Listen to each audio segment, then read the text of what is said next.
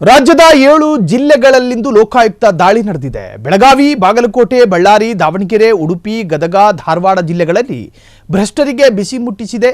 ಬೆಳಗಾವಿ ಸುವರ್ಣ ಸೌಧದ ದೇವರಾಜ್ ಅರಸು ಅಭಿವೃದ್ಧಿ ನಿಗಮದ ಜಿಲ್ಲಾ ವ್ಯವಸ್ಥಾಪಕ ಸಿದ್ದಲಿಂಗಪ್ಪ, ಬಾಗಲಕೋಟೆಯ ಜಿಲ್ಲಾಡಳಿತ ಕಚೇರಿ ಲೆಕ್ಕಪತ್ರ ವಿಭಾಗದ ಎಫ್ಡಿಎ ಶೈಲಾ ಸುಭಾಷ್ ತತ್ರಾಣಿ, ಬಳ್ಳಾರಿಯ ಕಾರ್ಯಪಾಲಕ ಎಂಜಿನಿಯರ್ ಅಮೀನ್ ಮುಖ್ತಾರ್ ಅಹಮದ್, ದಾವಣಗೆರೆಯ ಶಿಗ್ಗಾಂವಿ ಪಂಚಾಯಿತಿ ಪಿಡಿಒ ರಾಮಕೃಷ್ಣ, ಜೊತೆಗೆ ಉಡುಪಿ ಜಿಲ್ಲೆ ಕಾರ್ಕಳದ ಮೆಸ್ಕಾಂ ಅಕೌಂಟೆಂಟ್ ಗಿರೀಶ್ ರಾವ್, ಗದಗದ ನಿರ್ಮಿತಿ ಕೇಂದ್ರದ ಯೋಜನಾಧಿಕಾರಿ ಗಂಗಾಧರ, ಧಾರವಾಡದ ಪಿಡಬ್ಲ್ಯೂಡಿ ಮುಖ್ಯ ಎಂಜಿನಿಯರ್ ಎಚ್ ಸುರೇಶ್ ಅವರ ಮನೆ ಕಚೇರಿಗಳ ಮೇಲೆ ಲೋಕಾಯುಕ್ತ ದಾಳಿ ನಡೆಸಿದೆ. ಗದಗ ನಿರ್ಮಿತಿ ಕೇಂದ್ರ ಯೋಜನಾ ನಿರ್ದೇಶಕ ಮನೆ, ಗಂಗಾಧರ ಶಿರೋಳ ಅವರ ಮನೆ ಕಚೇರಿ ಹಾಗೂ ಅಳಿಯ ಭಾವನ ಮನೆಗಳು ಸೇರಿ 6 ಕಡೆ ಲೋಕಾಯುಕ್ತ ತಂಡ ದಾಳಿ ನಡೆಸಿದೆ.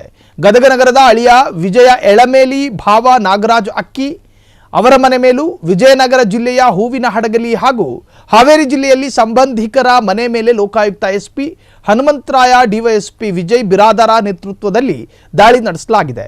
ಈ ವೇಳೆ ಅಪಾರ ಪ್ರಮಾಣದ ಚಿನ್ನಾಭರಣ, ಬೆಳ್ಳಿ, ವಾಹನಗಳು, ಆಸ್ತಿ ಪತ್ರಗಳು ದೊರೆತಿದ್ದು ಶೋಧ ಕಾರ್ಯ ಮುಂದುವರೆದಿದೆ. ಹಾವೇರಿ ಜಿಲ್ಲೆ ಶಿಗ್ಗಾಂವಿ ತಾಲೂಕಿನ ಬಾಡ ಗ್ರಾಮ ಪಂಚಾಯಿತಿ ಕಚೇರಿಯ ಮೇಲೆ ದಾಳಿ ಮಾಡಿದ್ದಾರೆ. ಗ್ರಾಮ ಪಂಚಾಯಿತಿಯ ಪಿಡಿಒ ರಾಮಕೃಷ್ಣಪ್ಪ ಗುಡಗೇರಿ ಎಂಬ ಪಿಡಿಒ ಸಂಬಂಧಿಸಿದ ಮನೆ ಮತ್ತು ಕಚೇರಿಯಲ್ಲಿ ದಾಖಲೆಗಳನ್ನು ಪರಿಶೀಲನೆ ನಡೆಸಿದ್ದಾರೆ.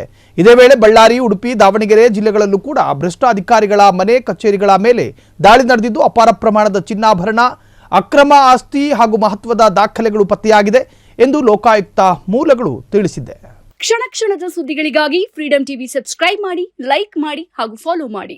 ಹೊಸ ಸುದ್ದಿಗಳ ನೋಟಿಫಿಕೇಶನ್ಗಾಗಿ ಬೆಲ್ ಐಕಾನ್ ಮೇಲೆ ಕ್ಲಿಕ್ ಮಾಡಿ.